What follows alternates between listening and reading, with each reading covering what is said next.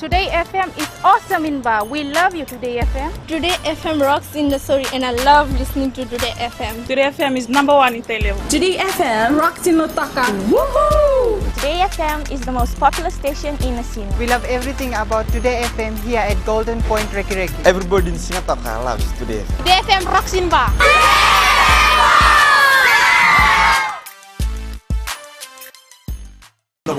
Ando talita kana borrongo na Radio Fiji 1 Singapore kan boleh tani station ni alumatu. Ando talita ka boleh una borrongo na Radio Fiji 1 station ni alumatu elo toka. Ando talita ka boleh una borrongo na Radio Fiji 1 e mandi na station ni alumatu. Au tu ko korbo ando borrongo lebe na station ni alumatu na Radio Fiji 1. Do borrongo na Radio Fiji 1 na station ni alumatu na bandoi tele.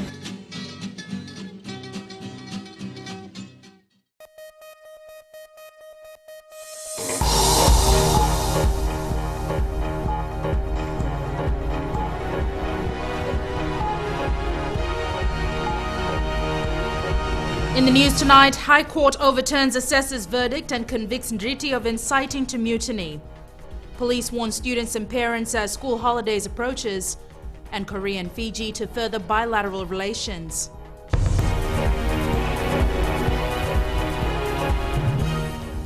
Good evening, I'm Jackie Spate and you're watching FBC News. Former Land Force Commander Peter Ndriti has been found guilty of inciting to mutiny. Suva High Court Judge Justice Paul Madigan overturned the unanimous not guilty verdict given by the assessors early in the day. Chanel Sivan with this report.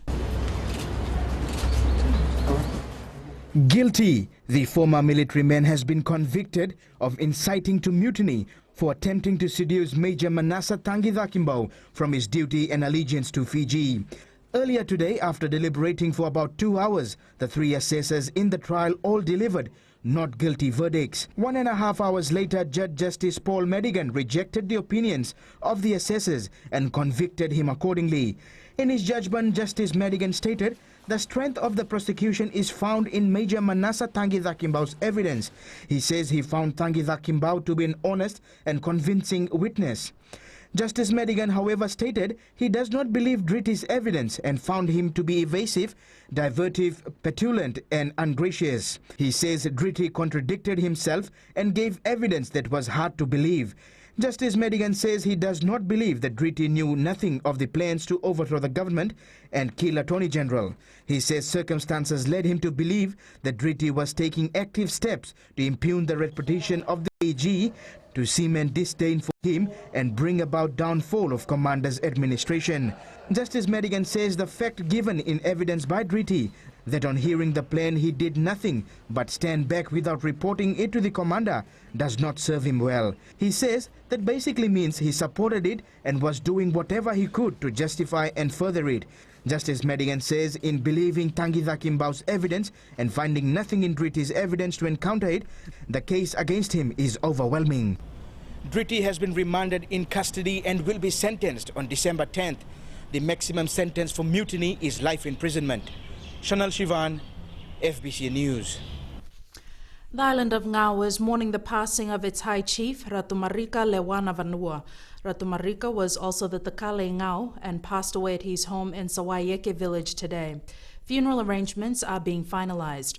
Also mourning a death is the province of Nandronga, which lost its paramount chief yesterday. Nakalevu Ratusakiusa Makutu passed away at the Singotoka Hospital. His funeral arrangements will be announced later.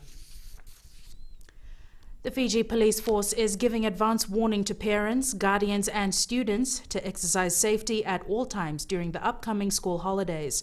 The school year ends this Friday and a lot of movement is expected. Ritika Pratap reports. The annual school holiday is here and children around the country will be celebrating in their own ways. For the Fiji Police Force, this is a crucial week. Most students usually take their celebrations to another limit. People lying on pathways, and we are appealing to people to consume alcohol responsibly, which means that if you are drinking or consuming alcohol at a friend's place, please do spend the night. Don't take the risk of walking home along the road. Come Monday, students will be staying home, and during this time, police often receives missing person reports. We are appealing with parents, please, you should know the the whereabouts of your children, and also to parents who will receive their friends, children's friends at home. Please do make sure that you call back to their parents to inform them that they are at home. Parents are also advised to strictly monitor the movement of their children. They are not to be out alone swimming. The drowning toll so far stands at 39 compared to 62 for the same period last year. With the weather that we are experiencing now and the school holidays are coming up, we are sure that most of the children will be spending their holidays swimming in the river or out in the sea. And again, we appeal to you parents, please do supervise your children. The Fiji Police Force says they did not record any major incidences during the last festive season and are hoping to maintain it this year. Pritika Pratap, FBC News. The new Korean ambassador to Fiji, Kim Seong-in, has pledged to take a leading role in transferring Korea's know-how and experience to Fiji. Speaking on the occasion of Korea's National Foundation Day last night, Seong-in says Fiji and Korea relations should be further enhanced. Fiji and Korea established diplomatic ties in 1971, and over the 42 years the two countries have enjoyed close cooperation in bilateral and global issues. This was further enhanced by the opening of the Fiji embassy in Korea and the Prime Minister's visit last year. Korean companies have increasingly taken part in Fiji's business and infrastructure projects. More Koreans have shown keen interest in investing in Fiji. This year's bilateral trade volume from January to October already surpassed the sum of the last year. Development cooperation also continues to evolve in scale in terms of scope as well. Kim Seong-in has only been in Fiji for a month, and he has a greater vision for the two countries. As we looked ahead, I see even great potentials for cooperation based upon our common emotional bond. Fiji-Korea relations should be further developed into a comprehensive partnership. He also noted the government's strides in meeting the challenges towards restoring full democracy in 2014. My government and I wish Fiji much success in your continued effort to conduct 2014 general elections. Kim Seong-in is confident that relations and cooperation between the two countries in the coming years will witness further enhancement and development. Eleanor Turangeview, FBC News. Still to come on FBC News, new cases of HIV and AIDS continue to increase in Fiji.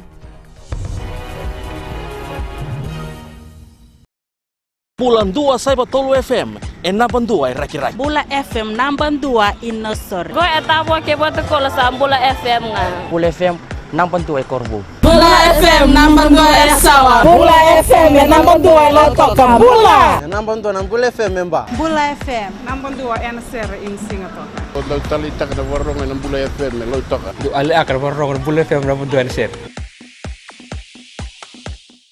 Always Gold FM for us at Golden Point Raki Raki. Gold FM is #1 in Nusrat. Gold FM is Nandi's best radio station. It's always Gold FM with us here in Singapore. Old is gold and Gold FM is #1 here in Lautoka. Singapore loves classic hits on Gold FM. Listen to Gold FM here in Tagua. We love Gold FM in Bang. We've got beautiful beaches, people, and Gold FM in Raki Raki. Lautoka loves the classic hits on Gold FM.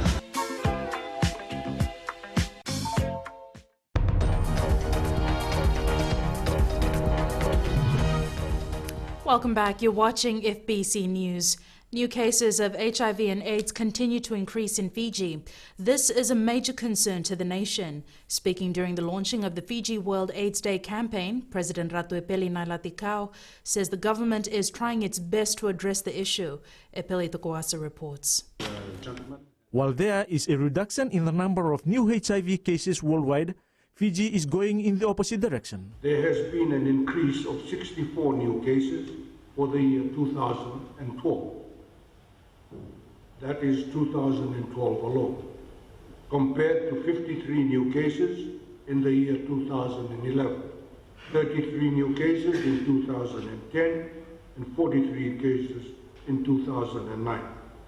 About 70% of HIV/AIDS in Fiji is the result of heterosexual relations, and the majority of the victims are young people. Over 70% of the total is through heterosexual transmission, with the epidemic evidently affecting our young people, with over 50% falling within the age group of 20 to 29, while 80% of those infected are of the Tauke population. The government is putting more effort in trying to reduce the number of cases. These statistics continues to remind us of the need to continue to support the response to HIV and AIDS. Although there is a reduction in the number of new infections globally, the same cannot be said of Fiji. President Ratu Pelina Litikau says all the people in Fiji need to work together to utilize our resources and be more effective in all our AIDS programs. Epeli Tukuasa, FBC News. Miss FBC and reigning Miss Hibiscus Priscilla Reddy will represent Fiji at the annual Miss South Pacific pageant, which gets underway in the Solomon Islands on Sunday. Reddy departed the country early this morning and becomes the first Fijian of Indian descent to take part in the regional competition. Christopher Chand reports. Miss Fiji Priscilla Reddy is vying for the prestigious Miss South Pacific title, and she is confident of doing her country proud. It has been. It's been a huge year. I've never had any pageant experience, and this year, especially with FBC as my sponsor, I had a lot of media exposure. It's just been an amazing ride. And now it's another level. I'm going to another country to compete, representing the nation. It's been insane. Fiji last won the crown in 2011, and she hopes to bring it back home. Her message to the beauty contest is on a chronic disease that is affecting the region. I'm taking a platform across, which is rheumatic heart disease, because it's massive in the Pacific. That's one of my goals, to sort of get that message out there. Other than that, with my chaperone, we've got a cultural show planned. The first-year university student has been juggling school with a demanding role as the new Miss Fiji. I think it's a privilege. And at the same time, I do feel that I'm going there to represent Fiji as a whole, and it's a privilege. Fiji has won the South Pacific crown twice in the competition's 27-year history. She carries our hopes of eclipsing other queens at the event. Christopher Chand, FBC News. Street begging has become a common sight around the country. Now the Interagency Task Force on Beggars, headed by the Ministry of Social Welfare, is profiling beggars in towns and cities to see who needs assistance the most. Neelam Raj with the story. 40 beggars have been profiled in Suva. The ministry has found that some of them are genuinely in need of assistance, while some beg under false pretenses.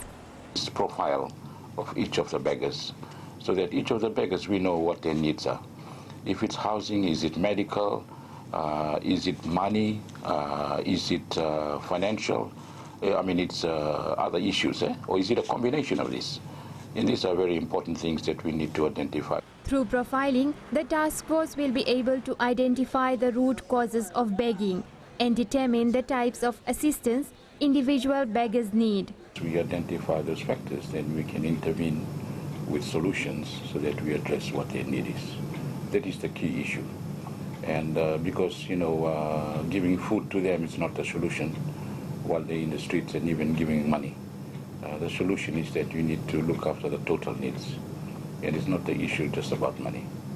With profiling in Suva now complete, the task force is planning to carry out the exercise in other towns and cities. The beggars are basically members of a society that are in need. And unless we address them, then we can address the issue about begging. According to Dr. Koroi Vueta, begging is not an issue that can be dealt overnight. Neelam Raj, FBC News. Acting Prime Minister Ayaz Said Qayyum today reminded the students of Suva Muslim College the importance of receiving an education. Addressing the students during their annual prize-giving ceremony, Said Qayyum says parents and students will no longer have to worry about paying school fees. He says the Fijian government believes investing in the education of our children is an investment in the future of our country. Said Qayyum says the burden on parents to pay fees will now be relieved. You don't have to worry about forking out the fees. You simply have to get your children to school. Maybe make their lunch or give some lunch money. But we all have to ensure that the students are actually focused on their studies. Said Qayyum also advised parents to let their children make their own career choices. And in sports time now, and here's Jamie with the latest. Thanks, Jackie. Coming up, we get the latest from the Fiji Sevens camp in Dubai, and 3 Fijian athletes receive IOC scholarships to prepare for the 2016 Rio Olympics. Stay with us for the details.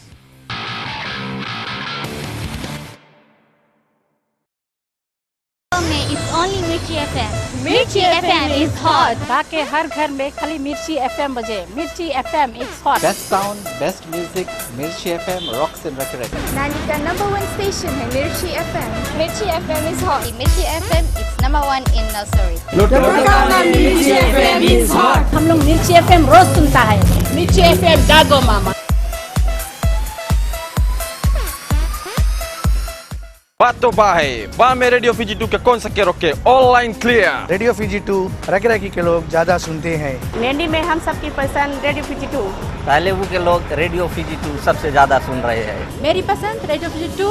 नसोरी में सभी को पसंद radio Fiji 2. तावा में radio Fiji 2 सभी कोई सुनते हैं. Radio Fiji 2 rock. Radio Fiji 2 I love you.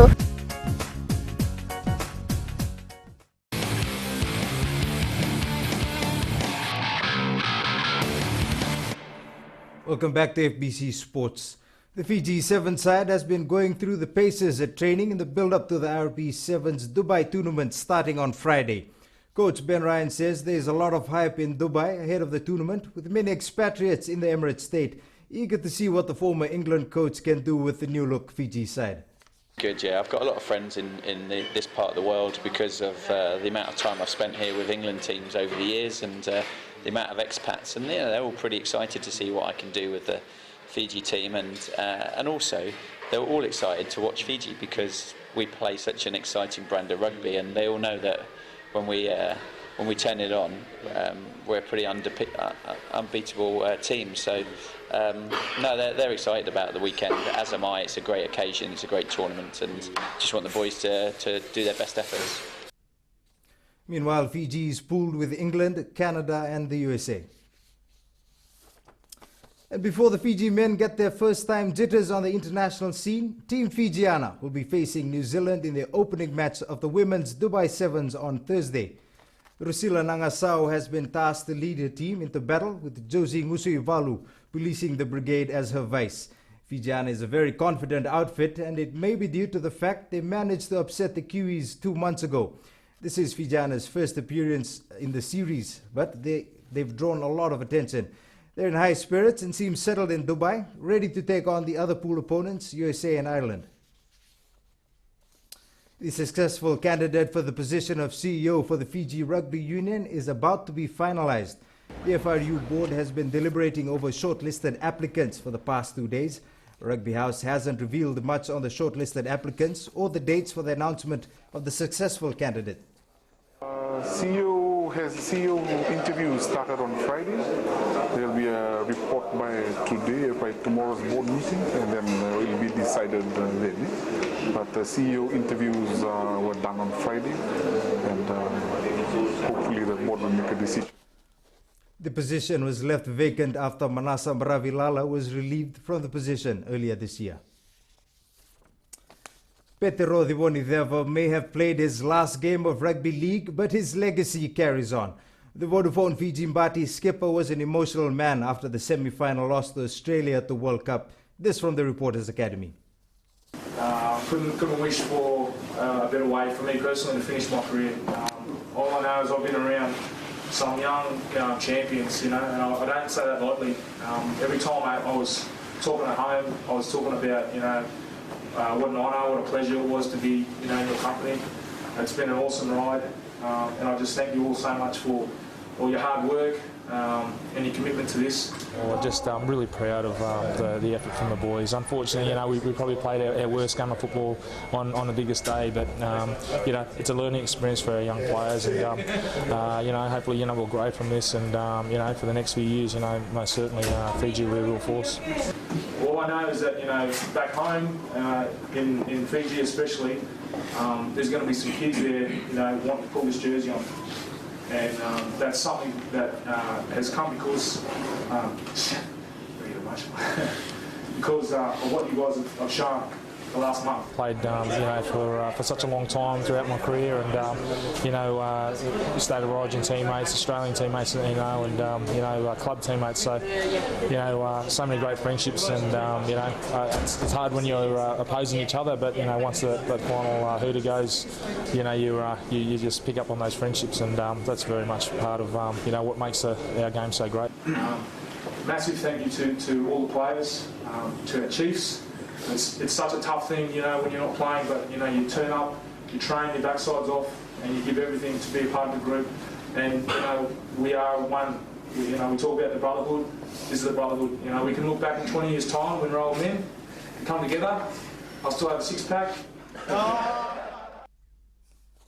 3 aspiring Fijian athletes have been awarded Interim International Olympic Committee scholarships to help them prepare for the 2016 Rio Games. Javelin thrower Leslie Copeland, judoka Choseteki Naulu, and promising weightlifter Apollonia Vaivai are the recipients.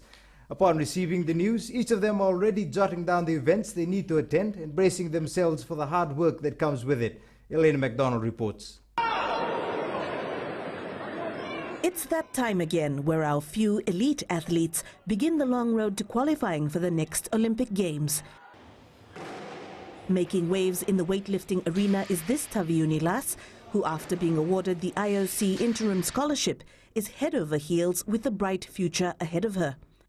I'm very excited about getting that scholarship, and on this Monday and next Monday I'll be leaving Fiji to go back to New Caledonia, training for 3 months, coming back and going back, prepare for the Samoa Oceanic League. For Japan-based judoka Choseteki Naulu, climbing up further the international ladder will be his biggest challenge. The World Cup competitions will be held in Samoa and US, and some competitions in Brazil and in Japan. And then after that, Europe, they call it the European Circuit, which is in Paris, Germany, and I think Netherlands. As for Copeland, it's a case of starting from the building blocks again, and the scholarship will help him return to outstanding form and hopefully Fiji's first gold in Rio. Elena McDonald, FBC Sports. Nice. That's it from sports. Good evening.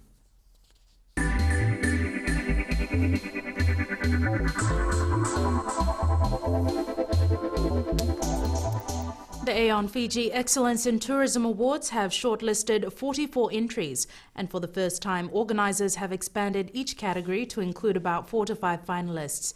The annual awards, which is the premier tourism event for the industry, will recognise those who have made an outstanding contribution to the sector. 11 finalists are first-time entrants, with a total of 13 awards to be given out on February 21st at the Sofitel Fiji Resort and Spa. While entries for 11 categories have been shortlisted, the frontliner and back-of-the-house nominations have been reopened. The committee will be relaunching the backhouse award and giving until December for people to nominate. We're very keen to see people throughout the structure of Tourism Fiji, rather than just say we've got all the big hotels.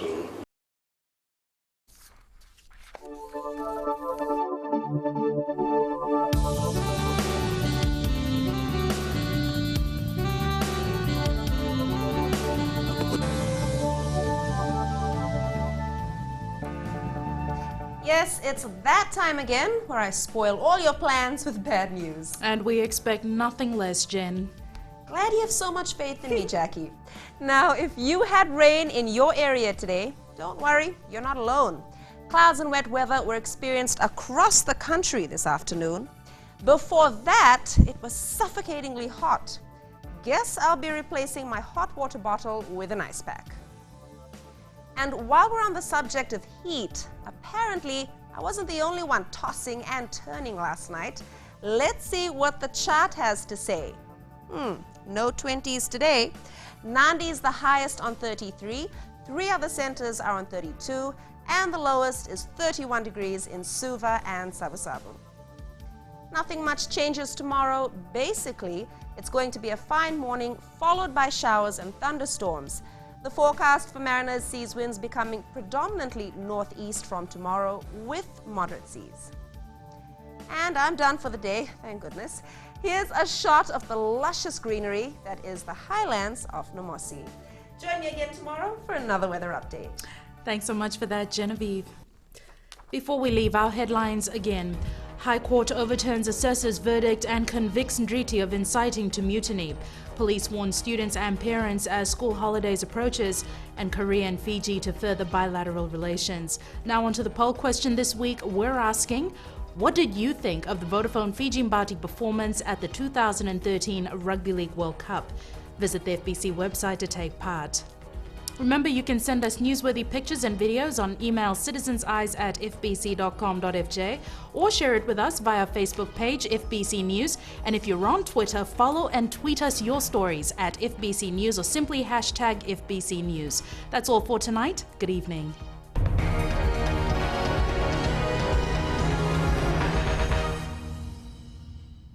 Today FM is awesome in Ba. We love you, Today FM. Today FM rocks in the story and I love listening to Today FM. Today FM is #1 in Televu. Today FM rocks in Lotaka. Woohoo! Today FM is the most popular station in Nasina. We love everything about Today FM here at Golden Point Reki Reki. Everybody in Singataka loves Today FM. Today FM rocks in Ba.